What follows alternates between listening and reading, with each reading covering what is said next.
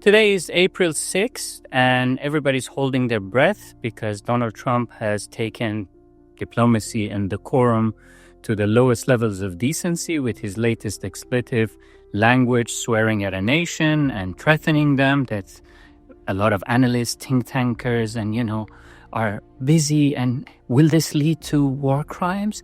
Is this a language that can be construed as a sign that we're heading to war crimes? And one should wonder if hitting an elementary school of children on the first day of this operation on a double tap, killing 168 children, is not a war crime. If hitting Institut Pasteur, which is a medical research center, anti-pandemic center, recognized by WHO, not a war crime that was hit.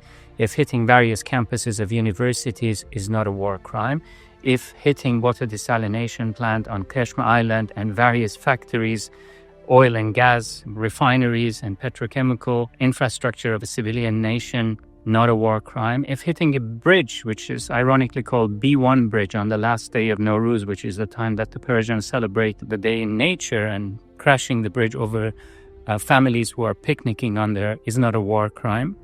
And demolishing 80 to 90,000 houses in course of 5 weeks, not a war crime, then I don't know what a war crime is that we are waiting for and wondering, wait, maybe this language will lead to that.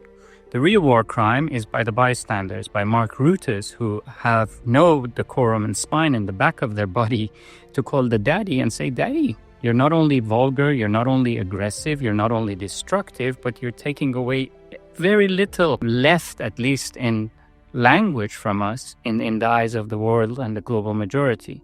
You see, waiting for an ultimatum and standing and saying what's going to happen is one thing. Looking at what has already happened is another thing. Forget the events, focus on the trends.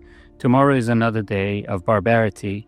Not much is going to change other than heartache of families, parents, children, and a country that its infrastructure is being burnt in a wanton war, in a war of choice, and the collective damage to our global environment and climate change as well is something that I will talk about in another episode.